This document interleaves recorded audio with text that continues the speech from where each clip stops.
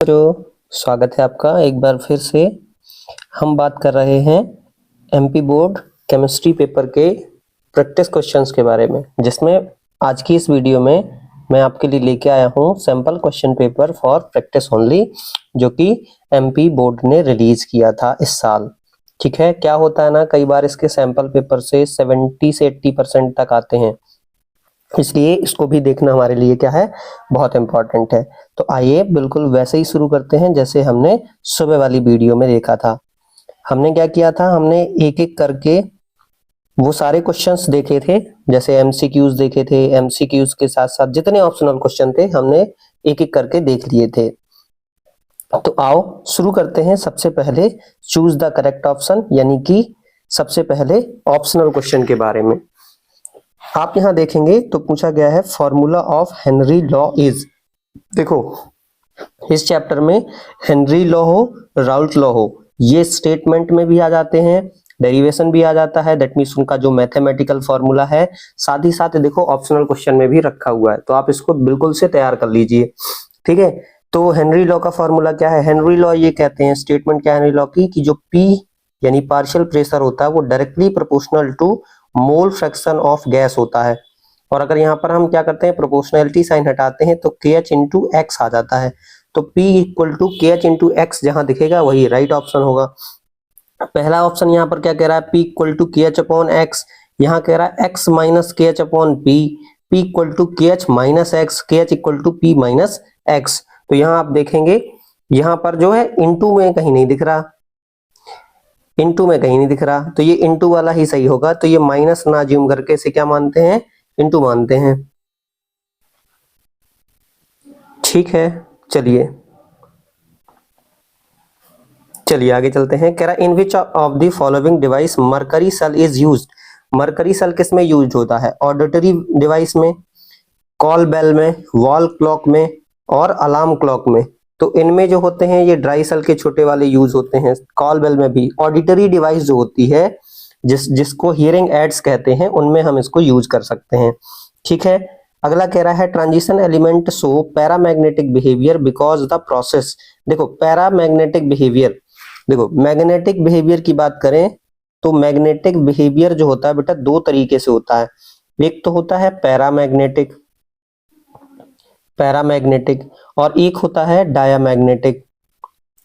Diamagnetic. और ये जो मैग्नेटिज्म है ये डिपेंड करता है नंबर ऑफ अनपेयर्ड इलेक्ट्रॉन्स पे। इसे हम n से रिप्रेजेंट करेंगे। तो अगर पैरामैग्नेटिक होगा तो n नॉट इक्वल टू 0 होना चाहिए, दैट मीन्स उसके पास एटलीस्ट एक अनपेयर्ड होना चाहिए। और डायामैग्नेटिक कब होगा? जब उसके पास एक भी अनपेयर्ड नहीं होंगे। तो कह रहा है जो ट्रांजिशन एलिमेंट है वो पैरामैग्नेटिक बिहेवियर शो करते हैं। क्यों? क्योंकि वो फुलफिल्ड होते हैं। अगर वो फुलफिल्ड होंगे तो उसके पास में अनपेयर्ड इलेक्ट्रॉन का नंबर हो जाएगा 0। ऐसे केस में क्या होगा, वो मैग्नेटिज्म डाया शो करेगा। हमें बताना पैरा पेयर्ड इलेक्ट्रॉन ऑर्बिटल, अगर सारे पेयर्ड इलेक्ट्रॉन ऑर्बिटल होंगे तो भी शो नहीं करेगा। तीसरा हाफ फिल्ड ऑर्बिटल, बिल्कुल हाफ फिल्ड ऑर्बिटल शो करेगा। वैकेंट ऑर्बिटल, अच्छा इलेक्ट्रॉन ही नहीं है कहां से करेगा? तो यहां पर जो करेक्ट ऑप्शन बनेगा वो बनेगा हाफ फिल्ड ऑर्बिटल बनेगा। चले आगे, अगला क्वेश्चन है, कह रहा है number of ligand attached with the central metal atom ion is called. कह रहा है लिगेंड जो CMA से अटैच होते हैं उनको क्या कहते हैं? नंबर ऑफ लिगेंड्स को ऑक्सीडेशन नंबर कहते हैं? नहीं। कोऑर्डिनेशन स्फीयर कहते हैं? नहीं। रिडक्शन नंबर कहते हैं? बिल्कुल नहीं, उन्हें हम कहते हैं कोऑर्डिनेशन नंबर। तो एक बार जरा सा इसको भी देख लेते हैं। अगर आप यहां देखेंगे, जैसे मान लो हमारे पास में ये कॉम्प्लेक्स है, यहाँ M होगा, यहाँ L होगा, यहाँ X होगा। तो एक बात यहां समझ लेना कि ये जो स्क्वायर ब्रैकेट है इसे कहते हैं कोऑर्डिनेशन स्फीयर। ठीक है, और जो L है ये है लीगेंड और X जो है ये है आपका कोऑर्डिनेशन नंबर, और पूरे को कहते हैं इंटिटी। क्या कहते हैं? Coordination entity. तो ये चीज आपको ध्यान रखनी पड़ेगी, माइंड में रखना पड़ेगा। चलिए आगे चलते हैं। तो इसका आंसर क्या हो गया बच्चों? Coordination number. नेक्स्ट कह रहा है structure of primary amine is. Primary amine का जो स्ट्रक्चर होता है वो कैसा होता है? तो प्राइमरी अमीन का स्ट्रक्चर कैसा होगा? प्राइमरी अमीन का मतलब होता है देखो RNH2, ठीक है। अगर मैं इसको अरेंजमेंट में लाऊंगा तो सबसे पहले तो देखो नाइट्रोजन है, पहले तो हाइब्रिडेशन बताओ इसमें। तो देखो R है, बॉन्ड N है, बॉन्ड H और एक लोन पेयर है। स्टेरिक नंबर कहता है 1 सिग्मा, 2 सिग्मा, 3 सिग्मा और lone pair also sigma. Steric number अगर 4 है तो sp3 हाइब्रिडाइजेशन होगा। और ऐसे केस में N यहाँ रहेगा, R यहाँ रहेगा, एक H यहाँ मान लो, एक H यहाँ मान लो और यहाँ पर क्या हो जाएगा? Lone pair. तो इसे होना चाहिए था sp3 की वजह से टेट्राहेड्रल। क्या होना चाहिए था? टेट्राहेड्रल। लेकिन लोन पेयर की वजह से इसको कंसीडर करेंगे ट्राइगोनल पिरामिडल। क्या करेंगे? ट्राइगोनल पिरामिडल, ठीक है। तो यहां पर कैसे स्ट्रक्चर हो जाएगा? पिरामिडल हो जाएगा। होना क्या चाहिए था? टेट्राहेड्रल TD, लेकिन लोन पेयर की वजह से एक लोन पेयर ने ऑक्यूपाई कर लिया तो ट्राइगोनल पिरामिडल चला गया। चलिए आगे चलते हैं। लिखा है अगला क्वेश्चन, कह रहा है एम्फोटेरिक नेचर जो ज्विटर आयन का होता है वो क्यों होता है? तो पहले तो आपको ज्विटर आयन समझा देते हैं। ज्विटर आयन आपने अमीनो एसिड पढ़ा होगा R, ठीक है, RCH, एक H लगा देते हैं। अच्छा एक H लगा देते हैं तो एक हटाना पड़ जाएगा ना, एक H लगा देते हैं, एक NH2 कर देते हैं और एक COOH कर देते हैं, तो इसे कहते हैं अमीनो एसिड। तो अमीनो एसिड के पास में क्या होता है बच्चों? अमीनो एसिड के पास में एक NH2 ग्रुप और एक COOH ग्रुप रहता है। अगर मैं इसको अरेंज करूं कुछ इस तरह से और यहाँ COO पे माइनस आ जाए और NH2 NH3 प्लस में बदल जाए, तो देखो ये अब ऐसा आयन हो गया जिसमें एक माइनस भी है और एक प्लस भी, इसलिए इसे डुअल आयन कहेंगे। क्या कहेंगे? Dual ion. तो जो ज्विटर आयन है कह रहा है वो एम्फोटेरिक नेचर का क्यों है? क्योंकि इसमें एसिडिक नेचर भी है। COOH का ग्रुप का कैसा नेचर है? एसिडिक। और इसका कैसा होगा? बेसिक। तभी तो ये NH3 प्लस में आया और ये माइनस में गया। तो प्रेजेंस ऑफ एसिडिक ग्रुप गलत, प्रेजेंस ऑफ 2 बेसिक ग्रुप गलत, प्रेजेंस ऑफ बेसिक ग्रुप गलत, presence of 1 acidic and 1 basic group, ये वाला सही होगा। ठीक है, चलें आगे। अब आपका क्वेश्चन है, अगले क्वेश्चन है आपके पास फिल इन द ब्लैंक्स। कह रहा है solute phase in soda water is. तो सोडा वाटर है क्या? सोडा वाटर दो चीजों से जनरली बनता है, इसे कार्बोनेटेड वाटर कहते हैं। इसमें CO2 और H2 रहता है जनरली। तो ये सॉल्यूट का काम करता है और ये सॉल्वेंट का काम करता है। तो अगर आप देखोगे तो सॉल्यूट CO2 है जो किसकी फेज में रहेगा? गैस में रहेगा, तो ये गैस लिख देंगे। ठीक है। कह रहा है dash reaction occurs at anode. कह रहा है एनोड पे कौन सी रिएक्शन होती है? तो बच्चों एनोड चाहे जिस टाइप के सेल का हो, जिस टाइप मतलब इलेक्ट्रोलाइटिक और इलेक्ट्रोकेमिकल, चाहे जिस टाइप का हो, यहाँ हमेशा ही क्या होता है? ऑक्सीडेशन होता है। तो एनोड पे क्या होगा? ऑक्सीडेशन होगा, ऑक्सीडेशन। ठीक है। कह रहा है central metal atom in vitamin B12 is. Vitamin B12 अभी मैंने सुबह वाले वीडियो में बताया था, ठीक है। विटामिन ज्यादा चलेगा क्या? चलिए विटामिन B12, विटामिन B12 का नाम बताया था कोबालामीन, यानी कि इसमें कौन सी मेटल है बेटे? कोबाल्ट है, कोबाल्ट है। ऐसे ही एक और क्वेश्चन आता है क्लोरोफिल। क्लोरोफिल, क्लोरोफिल में कौन सी मेटल होती है? चलिए बताइए क्लोरोफिल में कौन सी मेटल होती है? बताइए, चलिए कमेंट सेक्शन में डाल दीजिएगा जो भी हो। यहां पर जनरली कौन सी है? मैग्नीशियम मेटल है। कौन सी है? मैग्नीशियम, ये याद रखिएगा। तो यहां पर कौन सी है? कोबाल्ट मेटल है। कह रहा है डैश सोच सिल्वर मिरर टेस्ट कौन देता है? तो एल्डिहाइड देते हैं। कौन देते हैं? एल्डिहाइड देते हैं। Primary amines are dash basic than secondary amine. अब प्राइमरी और सेकेंडरी देखो 1 डिग्री, 2 डिग्री और 3 डिग्री अमीन होती हैं। इसका RNH2 फॉर्मूला होता है, ठीक है। इसका होता है क्या? R2NH, इसका होता है R3NH। अभी होता क्या है कि ये एक्वस और गैसियस में अलग अलग होता है। अगर गैसियस स्टेट में अगर आएगा तो गैसियस स्टेट में 3 डिग्री, 2 डिग्री, 1 डिग्री बेसिसिटी होगी, और अगर एक्वस आएगा तो आपका 2 डिग्री, 1 डिग्री और 3 डिग्री होगा। तो यहाँ कुछ नहीं पूछा गया, इसमें सिर्फ प्राइमरी सेकेंडरी का पूछा गया है। तो दोनों ही केसेस में देखो सेकेंडरी अमीन ज्यादा एसिडिक है प्राइमरी से, तो यहाँ आ जाएगा primary amines are less basic than secondary amine. ठीक है, बनेगा। चलें आगे। अगला है कह रहा है if sugar contain functional group CHO then sugar is. ठीक है, अभी देखो इसके दो तरह के आंसर हो सकते हैं। एक तो इसमें फंक्शनल ग्रुप CHO है, अब उसने फ्री वगैरह नहीं कहा, अगर फ्री CHO कहता तो इसे हम रिड्यूसिंग कहते। कौन सी शुगर कहते हैं? Reducing sugar. ठीक है, लेकिन यहाँ कह रहा है अगर उसमें CHO है, CHO मतलब एल्डिहाइड है, तो एल्डो क्या हो जाएगा? एल्डो सुक्रोज भी कह सकते थे ना, लेकिन फिलहाल हम इसे यही कहेंगे। यहां सही ऑप्शन जाएगा रिड्यूसिंग शुगर। ठीक है, फंक्शनल ग्रुप CHO है देन रिड्यूसिंग शुगर। आ जाओ ट्रू फॉल्स में बात कर लेते हैं। चलिए, ट्रू फॉल्स है, कह रहा है solution is a homogeneous mixture of two or more then to component, इसको सही मान सकते हैं। Reciprocal of resistance is conductance, बिल्कुल C = 1/R होता है, तो रेसिप्रोकल ही होता है। इसका उल्टा भी पूछा जा सकता है। C2H5OH is not a monohydric alcohol. Monohydric का मतलब होता था जिसमें एक OH हो, डाइहाइड्रिक जिसमें 2 OH हो, ट्राइहाइड्रिक 3 OH हो, तो यहाँ एक ही OH है, ये क्या हो गया? फॉल्स हो गया। Sodium benzoate use as a food preservative, बिल्कुल सही बात है। ये ग्रोथ को, जो माइक्रोब्स की ग्रोथ को है रोकता है, इनहिबिट करता है। कह रहा है maltase enzyme does not catalyse the hydrolysis of maltose to glucose, गलत बात। माल्टोज को ग्लूकोज में कन्वर्ट ही कौन करवाता है? माल्टेज एंजाइम, तो ये तो गलत बात हो गई। Hormones regulate the metabolic process in body through the flow of blood, ये सही है। आइए नेक्स्ट है हमारा मैच द कॉलम, मैचिंग आ गई है। कह रहा है प्राइमरी सेल किससे मिलेगा? एक्टिवेशन एनर्जी किससे मिलेगा? पॉलीहेलोएल्केन किससे मिलेगा? Carboxylic acid. ऐसे केस में ना बहुत आसानी से जो पहले आपको पता उसको कर लो। जैसे मान लो मैं आप स्टार्ट करता हूँ, पॉलीहेलोएल्केन्स कहलाता है फ्रियोन्स, कार्बोक्सिलिक एसिड एस्टरिफिकेशन करता है, एजोबेंजीन डाई कहलाता है, सुबह वाले उसमें पेपर में मैंने डिस्कस किया था इसको। अभी आ गया कि एक्टिवेशन एनर्जी क्या है? एनर्जी बैरियर है। और प्राइमरी सेल क्या हो जाएगा? इरिवर्सिबल है, मतलब प्राइमरी सेल को आप बार बार रिचार्ज नहीं कर सकते, सेकेंडरी सेल को आप बार बार रिचार्ज कर सकते हो।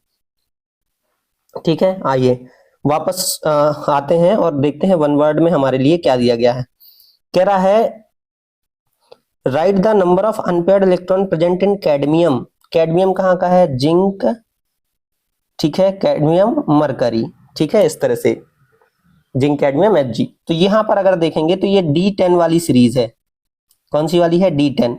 और D10 के लिए कौन से अनपेयर्ड इलेक्ट्रॉन पूछ रहा है, तो जिंक में भी देख लो, कैडमियम तक ना जाओ। जिंक नॉर्मल में भी होता है क्या? 4s2 3d10। कैडमियम कैसा होगा? 5s2 4d10। अगर इनको आयन में ले जाओ +2 में, तो 4s0 3d10। और Cd+2 ले जाओ तो क्या आ जाएगा? 5s0 4d10। तो दोनों में ही केस में आप देख रहे हो यहाँ पर क्या है? 0 अनपेयर्ड इलेक्ट्रॉन है, तो यहाँ कितने हो जाएंगे? 0। लिख के नहीं दिखाना, वन वर्ड है, खत्म। Right the colour of Cr+3 ion. तो Cr+3 आयन का जनरली ग्रीन कलर होगा। किसमें होगा? Green colour. किसमें? सॉल्यूशन के अंदर। लेकिन अगर ये सॉल्यूशन में नहीं है, कॉम्प्लेक्स में है, तो ये वायलेट कलर का भी हो सकता है। तो आप जो आंसर लगाएंगे वो ग्रीन कलर ही लगा के आएंगे।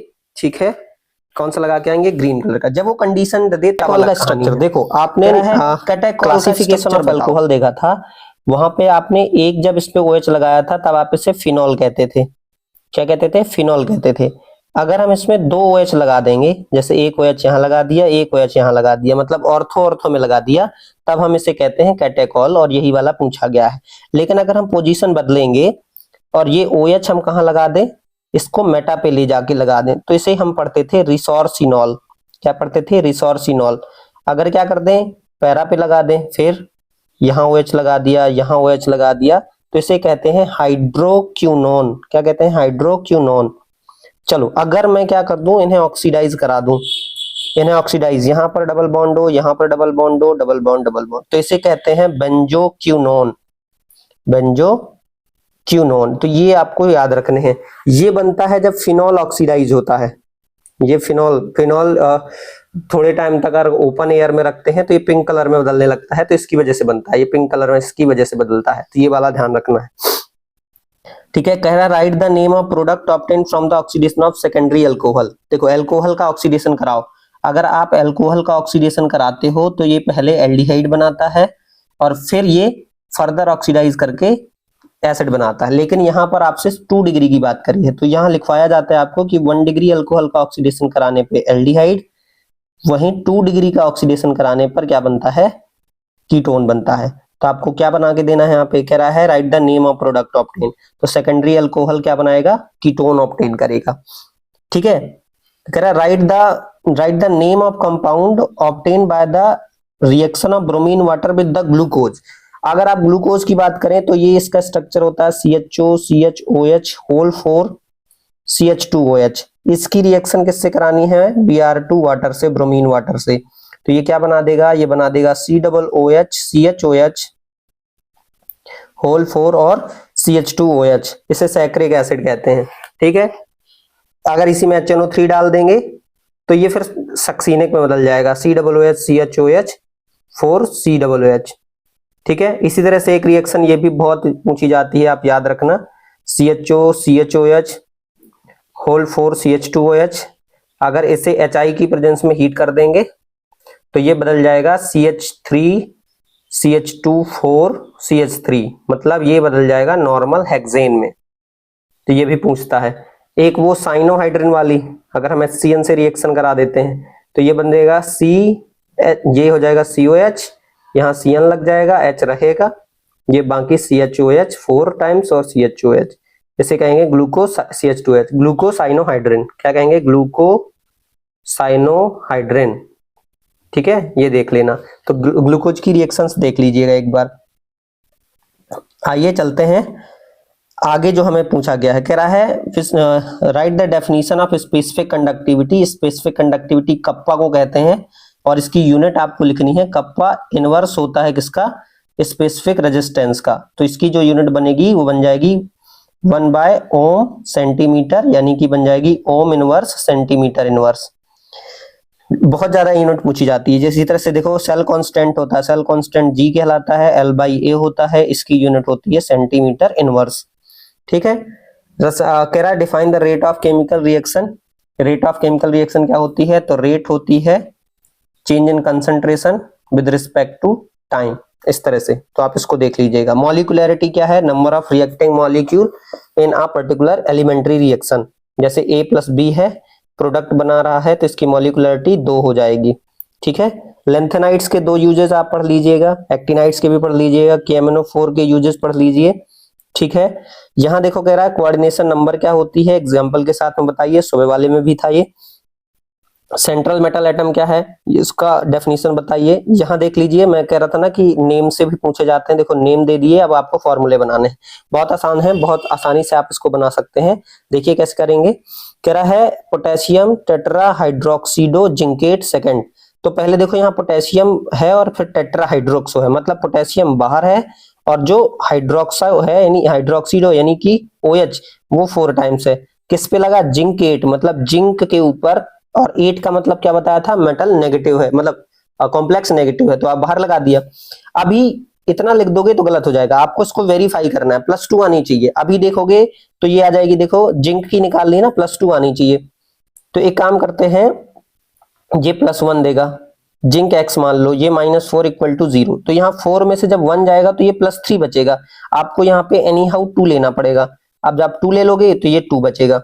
तो आपका जो फॉर्मूला बनेगा वो K2ZnOH4। तो एक बार करिएगा क्या कि जब भी फॉर्मूला लिखिएगा एक बार ऑक्सीडेशन वेरीफाई कर लीजिएगा। ठीक है, अगला tetra amine aqua chlorido cobalt 3rd chloride. Tetra amine है NH3 4, एक्वा एक्वा कहते हैं वाटर को, H2O को, क्लोरिडो Cl को कहते हैं। ठीक है, और कोबाल्ट मेटल है CO, और इसके बाहर लगा है Cl। अब कितना लगेगा ये आपको ऑक्सीडेशन स्टेट बताएगी। तो अभी देखो यहाँ पर ये 0 है, ये 0 है, ये -1, ये -1, तो टोटल 2 क्लोरीन है, दोनों की वजह से -2 आएगा, यानी +2 आएगा। तो ये वाला सही है स्ट्रक्चर, यही आना है। एक और कहानी, इसमें सेम टाइप के लिगेंड है तो इसे होमोलैप्टिक कहेंगे, होमोलैप्टिक कॉम्प्लेक्स। इसमें अलग अलग हैं तो इसे कहेंगे हेट्रोलैप्टिक कॉम्प्लेक्स, हेट्रोलैप्टिक कॉम्प्लेक्स। तो ये भी आप पढ़ लीजिएगा। ठीक है, यहाँ IUPAC नेम लिखना है, कह रहा है इसका नाम लिखो। तो सबसे पहले देखो इसकी ऑक्सीडेशन स्टेट निकाल लेते हैं। ठीक है, ये 0 देगा, ये -1, ये -1, टोटल आएगी +2। ठीक है, तो क्या आ जाएगा, इसका नाम क्या बनेगा, देखो ये लिंकेज आइसोमेरिज्म रखेगा क्योंकि इसमें NO2 है। ठीक है, NO2 एक लिंकेज आइसोमेरिज्म शो करने वाला लिगेंड है जिसे हम एम्बीडेंटेट लिगेंड कहेंगे।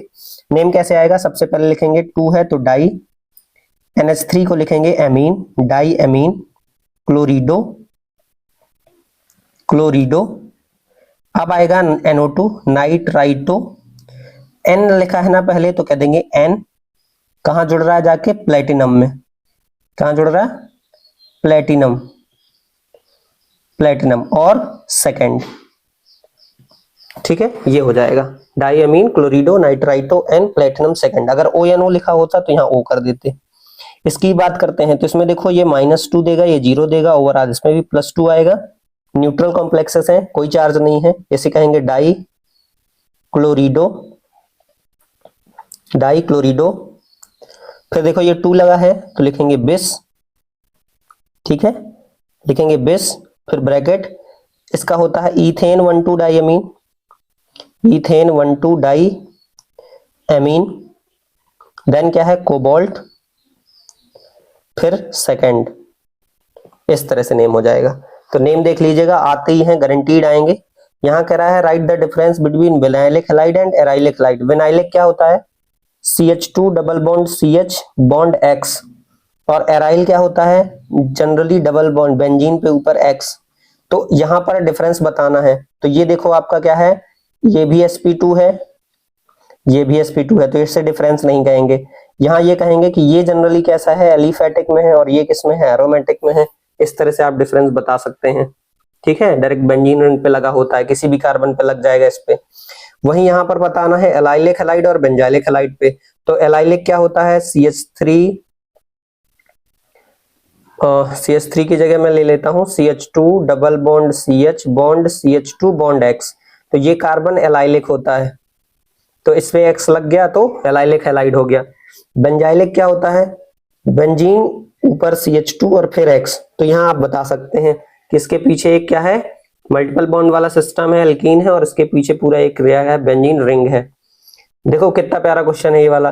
कह रहा है vitamin C is not stored in human body, why, human body में स्टोर क्यों नहीं होती, क्योंकि जो विटामिन सी होती है ये वाटर सॉल्युबल होती है। ठीक है, वाटर सॉल्युबल होती है। 2 विटामिन वाटर सॉल्युबल होती हैं, बी और सी, ये दोनों विटामिन वाटर सॉल्युबल है, बाकी फैट सॉल्युबल है। यहाँ देखो अपोजिट और क्वेश्चन में क्या कह रहा है, विटामिन डी बॉडी में स्टोर क्यों होती है, क्योंकि ये फैट सॉल्युबल है, फैट सॉल्युबल है, फैट में घुल जाएगी और हमारे बॉडी में स्टोर हो जाएगी। वाटर सॉल्युबल है, वाटर में डिजॉल्व हो जाएगी और यूरिन के थ्रू बाहर हो जाएगी। ये देखो हर बार पूछता है, ये कैसे कैलकुलेट करेंगे इनका ऑर्डर, तो आपको करना क्या है, 1/2 प्लस 3/2 ऐड कर देना है, ये हो जाएगा 4/2, यानी कि आ जाएगा 2। यहाँ करो 3/2 माइनस का 1, इसको करोगे तो आ जाएगा 2, यहाँ आ जाएगा 3, ये -2, 1/2, कितना आ जाएगा, हाफ ऑर्डर। यूनिट से पहचानना था तो litre mole second inverse second order की होती है, सेकंड इनवर्स फर्स्ट ऑर्डर की होती है। ठीक है, ट्रिक क्या थी, m/l 1 - n s - 1, जिस ऑर्डर की निकालनी है उसकी जगह n की जगह पुट करो और रख लो, या फिर इसकी यूनिट को और इसकी यूनिट को कंपेयर कर लो तो n का पता चल जाएगा। देखो कह रहा D block element exhibit variable oxidation state why, तो यहां लिखोगे due to participation of n-1d and ns orbital. ठीक है, या लिख सकते हो वैलेंस एंड पेनल्टीमेट सेल। यहां कह रहा है एग्जिबिट मैग्नेटिक प्रॉपर्टी, तो कहोगे due to presence of unpaired electron. तो आपको ये बताना पड़ेगा कि अनपेयर्ड 0 हुए तो क्या, अगर हुए तो क्या, मैंने अभी ऊपर डिस्कस किया है। कह रहा है एज्यूम करो ऑर्डर ऑफ रिएक्टिविटी SN1 और SN2 की 4 आइसोमर ऑफ ब्रोमोब्यूटेन, ब्रोमोब्यूटेन के आइसोमर बनाना है। ब्रोमोब्यूटेन, पहले आप क्या कर लो, ब्यूटेन मतलब 4 कार्बन, एक ब्रोमीन यहां लगा लो, फिर क्या कर लो, 4 कार्बन ले लो, यहां ब्रोमीन लगा दो, ये खत्म हो गया। इसके बाद आप क्या करो, कार्बन को बदलो, एक यहां कार्बन कर दो, Br यहां लगा दो। इस तरह से अभी क्या करो, इसको उठा के यहां लगा सकते हो, यहां Br लग जाएगा। ठीक है, इस तरह से आप कहानी बना सकते हो। तो इनका क्या करना है, रिएक्टिविटी बतानी है, तो मैं देखो ये बनाते रहना, रिएक्टिविटी बता देता हूं। SN1 के लिए 3 डिग्री 2 डिग्री 1 डिग्री होती है, SN1 का रिएक्टिविटी ऑर्डर है। SN2 का आपका 1 डिग्री 2 डिग्री 3 डिग्री है। मतलब इनमें से जो 3 डिग्री होगा, इनमें से जो 3 डिग्री होगा, डिग्री कैसे, ये देखो ये कार्बन ऐसा है जो एक से लगा है तो 1 डिग्री, ये कार्बन ऐसा है जो 2 से लगा है 2 डिग्री, ये कार्बन ऐसा है जो अपने पीछे 1 से लगा है 1 डिग्री, और ये 1 से ही लगा है तो 1 डिग्री। तो इस तरह से, नहीं सॉरी, ये 1 2 3, 3 से लगा 3 डिग्री। तो इस तरह से आप इनकी ऑर्डर ऑफ रिएक्टिविटी यहाँ पर बता सकते हो। ठीक है, आओ आगे चलते हैं। या फिर इसी का ऑप्शनल क्वेश्चन है, देखो स्मार्ट चॉइस इसी को कहते हैं, इसमें गलत होने के चांसेस हैं, आइसोमर हो सकता है, 4 आइसोमर के लिए पूछा था, लगभग बन गए थे। ठीक है, तो यहाँ पर क्या करना है, आईयूपीएसी नेम लिखना है। मिथाइल पेंटेन, पेंटेन क्या होता है, 1 2 3 4 5, पेंटेन हो गया। 2 पे क्लोर, 1 नंबर दे दो, 2 3 4 5, 2 पे क्लोरीन, 3 पे CH3। ठीक है, और बाकी को बैलेंस कर दो, CH3 CH2 नहीं होगा, यहाँ CH होगा, CH होगा, CH2 और CH3, ये हो गया। कह रहा है 1,4 डाई ब्रोमो ब्यूट टूइन, ब्यूट मतलब 4 कार्बन, दूसरे पे डबल बॉन्ड, 1 पे और 4 पे ब्रोमो, 1 पे ब्रोमो 4 पे ब्रोमो, बस बन गया। ये लो, आसान है। ठीक है, बैलेंस ही देख लेना। 1 chloro 4 ethyl cyclohexane, cyclohexane, cyclo मतलब रिंग और हेक्स मतलब 6 और एन मतलब सिंगल बॉन्ड। 1 पे क्लोरो लगा दिया, 1 2 3 4, 4 पे इथाइल लगाना, इस तरह से बन जाएगा। कैसे कन्वर्ट करोगे बेंजीन को एनिलीन में, तो बेंजीन को एनिलीन में कन्वर्ट करना बताया था। बेंजीन को पहले क्या करा दो, HNO3 से रिएक्शन करा दो H2SO4 की प्रेजेंस में, तो ये बना लेगा नाइट्रोबेंजीन। नाइट्रोबेंजीन का रिडक्शन करा लो SNHCl से, तो ये बदल देगा किसमें, इसको एनिलीन में। ये बन गया, तुरंत बन गया। देखो बेंजामाइड से एनिलीन, बेंजामाइड आपने देखा होगा, बेंजीन ऊपर एमाइड CuNH2, इसकी आप करा दो सीधे सीधे Br2NaOH, हाफमैन ब्रोमोमाइड डिग्रेडेशन क्या कर देगा, सीधे सीधे बदल देगा NH2 में। बहुत आसान होते हैं ये। थैलीमाइड एल्काइल, ये बताया था आपको, याद होना चाहिए। यहाँ पर क्या होगा, CONH, यहाँ भी होगा CONH, इसको KOH से रिएक्शन करा देंगे तो बन जाएगा CONKCO, और इसकी रिएक्शन करा देंगे RX से, तो सिंपली आपका क्या हो जाएगा, CO और यहाँ पे NR बन जाएगा। तो यही बनाना था एन एल्काइल। इसी तरह से आपको बेंजीन क्लोराइड से बनाना है, तो ये ऑर्गेनिक स्पेशल में बना हुआ है, मैंने सारे बनवा दिए थे पहले ही। अभी देखो कह रहा है define elevation in boiling point and establish the relation with the molality. Elevation in boiling point delta TB होता है और इसका KB इंटू मोलैलिटी, इसको इस रिलेशन को निकालना था। ग्राफ आपने देखा होगा। ठीक है, ये इस तरह से बॉयल होगा, ये अगला बॉयल होगा, तो इसको जब मिलाओगे तो यहाँ में, इसको मिलाओगे यहाँ, ये सॉल्यूशन का होगा TB, ये प्योर का होगा TB नॉट। इस तरह से बनाते हो ना, ये आपका क्या हो जाएगा, ग्राफ है। इस तरह से आप देख सकते हैं। वही अगर आपको क्वेश्चन सॉल्व करना है तो इससे आप करा सकते हैं। ये न्यूमेरिकल में डाला हुआ है, 2 पार्ट में बनाया हुआ है मैंने, पार्ट 1 पार्ट 2। कह रहा है फिज और bubbles are produced on opening of the bottle of soda water, क्योंकि यहाँ पर CO2 गैस हाई प्रेशर के साथ में डिजॉल्व होती है किसके अंदर, सोडा वाटर के अंदर। किसको फॉलो कर रहा है, हेनरी लॉ को। तो due to the Henry law बताओगे solubility is directly proportional to the pressure. तो जैसे ही आप क्या करते हो, बॉटल को ओपन करते हो तो फिजिंग या बबल से स्टार्ट होते हैं, CO2 गैस बाहर आती है। ये क्वेश्चन भी न्यूमेरिकल वाले में सॉल्व है। यहाँ देखो एक क्वेश्चन है, कह रहा अगर करंट को 0.5 एम्पियर करंट को फ्लो करा रहे हैं, ठीक है, 0.5 एम्पियर करंट को फ्लो करा रहे हैं एक मेटलिक वायर में, कितने घंटे के लिए, 2 घंटे के लिए, then how many electrons will flow through the wire. इसको आपको सॉल्व करना पड़ेगा। ये वाला मैं करा देता हूं। ठीक है, कहां गया, हाँ आ जाओ। जैसे इसको अगर हम सॉल्व करें तो कैसे आएगा, पहले तो आप गिवन देख लो क्या क्या है आपके पास। गिवन है आपको I एम्पियर में 0.5 एम्पियर, टाइम आपको दिया गया है 2 आवर्स, 2 घंटे दिया गया है। 2 घंटे को अगर सेकंड में बदलोगे तो 2 × 60 × 60, तो ये हो जाएगा 7200 सेकंड। आपको सेकंड में निकालना पड़ेगा। अब आपको पता है Q इक्वल टू होता है I × T, चार्ज निकालो पहले तो Q इक्वल टू क्या हो जाएगा, 0.5 × 7200, 1 डेसिमल 1 जीरो कैंसिल हो जाएगा, इसका मल्टीप्लाई करो तो ये आ जाएगा करीब 3600 कूलम। अब आपको पता है 1 मोल में कितने होते हैं, तो 1 मोल में 96500 कूलम होते हैं।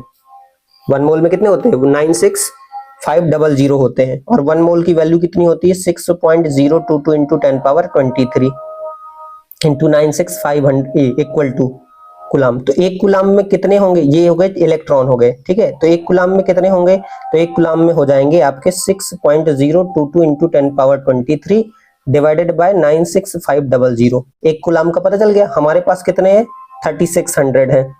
तो क्या कर देंगे, देयरफॉर 3600 कूलाम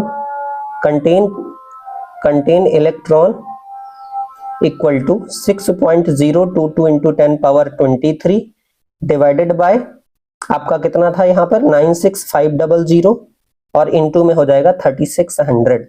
इसे सॉल्व कर लेना, ये लगभग आ जाएगा 2.25 इंटू 10⁻22 इलेक्ट्रॉन्स। तो इस तरह से सॉल्व कर लोगे। पहले क्या किया, टोटल चार्ज निकाला कितना आ रहा है, और एक मोल में कितने चार्ज होते हैं और उसमें कितने इलेक्ट्रॉन होते हैं। तो 96500 में इतने इलेक्ट्रॉन होंगे, तो वही यही कहानी आ जाएगी। एक कूलाम में कितने होंगे, तो आपने डिवाइड कर दिया। 3600 में कितने हो गए, आपने 3600 का मल्टीप्लाई कर दिया। तो जो भी था आपका आंसर मिल गया। एक बार देख लीजिएगा खुद से, इसको करके बन जाएगा। आगे है, कह रहा है कंसीडर करो रिएक्शन को। What is the quantity of electricity in coulomb needed to reduce 1 mole of Cr2O7।